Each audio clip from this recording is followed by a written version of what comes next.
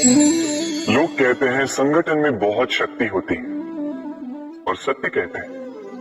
अब देखिए, एक उंगली और एक मुट्ठी के बल में कितना अंतर है हम सभी जानते हैं, किंतु एक उंगली आपको उचित मार्ग दिखा सकती है, मुट्ठी मार्ग अवरुद्ध कर सकती है। इसलिए ये जानना अत्यंत महत्वपूर्ण है कि संगठन और भीड़ में क्या अंतर है। इसे पहले पहचानिए। संगठन वो जहां आपका अपना व्यक्तित्व, अपनी पहचान। केवल शक्ति पाने के लिए भीड़ का भाग बन जाना ठीक नहीं है, क्योंकि ये भीड़ भले ही आपको शक्ति दे, किंतु आपसे आपकी पहचान छीन लेती है। इसलिए संगठन में रहिए, किंतु अपने व्यक्तित्व को, अपनी पहचान को, इसे कभी मत खोइएगा। राधे राधे। क्रोध, क्रोध क्या है कौन नहीं जानता। हर आयु, हर वर्ग, हर श्रेणी के व्यक्ति को क्रोध का अनुभव हो चुका है। बल्कि किसी किसी का तो परिचय ही इसी प्रकार दिया जाता है। ये व्यक्ति अत्यंत क्रोधी है, इससे तनिक बच के ही रहे। अब क्रोध क्या है हम सभी जानते हैं, किंतु ये क्रोध कर क्या सकता है ये बहुत कम लोग जानते हैं। क्रोध कुछ इस प्रकार है, किसी जलते हुए अंगारे को पकड़ना और किसी और की ओर फेंकना। अब इसके पीछे आपकी मंशा होती है सामने वाले को जलाने की, किंतु उससे पहले तो आपके स्वयं के हाथ जल जाते हैं। तो स्मरण रखिएगा, जब भी आप किसी और पर क्रोध करते हैं, सर्वप्रथम वो आपके विनाश का कारण बनता है।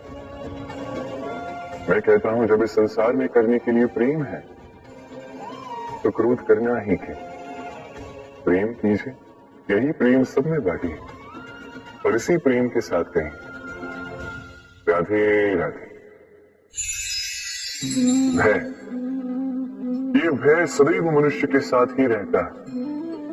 कुछ खो देने का भय, जो पा लिया उसे खो देने का भय, अब जिसके हम निकट हैं उसके दूर चले जाने का भय, जो हमारा है हमसे छिन जाने का भय। अब मनुष्य सारा जीवन व्यतीत कर देता है इस भय की छाया में। किंतु क्या कभी आपने ये सोचा है कि ये भय हमें क्यों लगता है? ये भय हमें इसलिए लगता है क्योंकि हम उस व्यक्ति, उस भाव, उस वस्तु को स्वयं से समेट कर रखते हैं।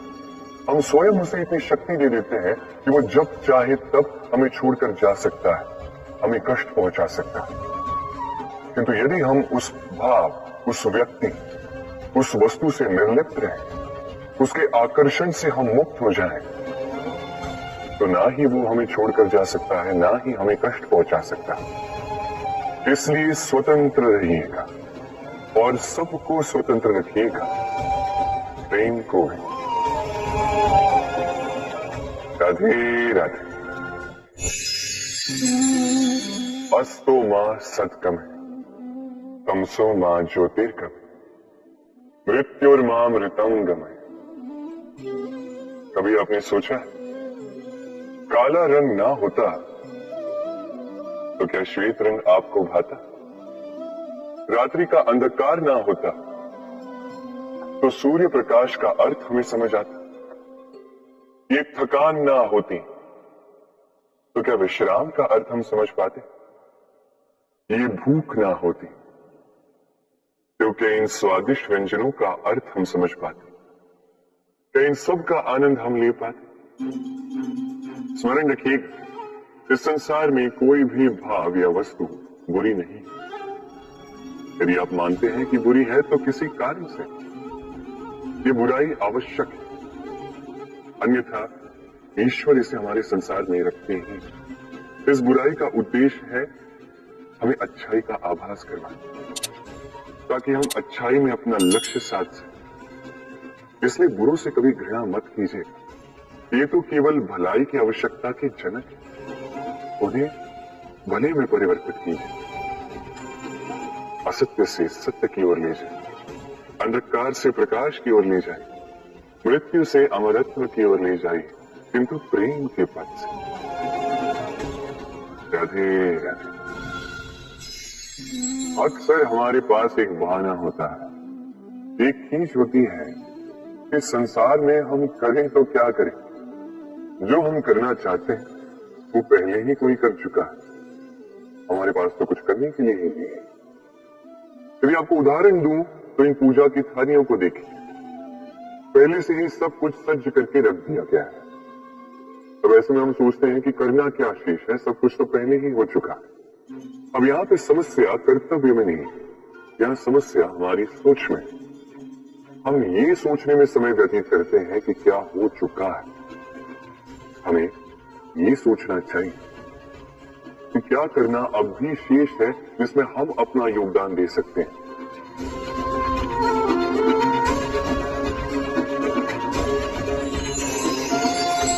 समझे? संसार में ऐसा कोई कार्य नहीं जो पूरा, आप सदैव उसे आगे बढ़ाने के लिए प्रयास कर सकते हैं। आप उस कार्य को और श्रेष्ठ बना सकते हैं। बस आवश्यकता है तो सकारात्मकता की। राधे राधे।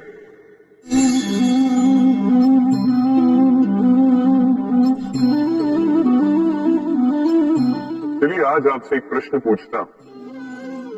मनुष्य अंधकार से भयभीत रहता, ऐसा क्यों?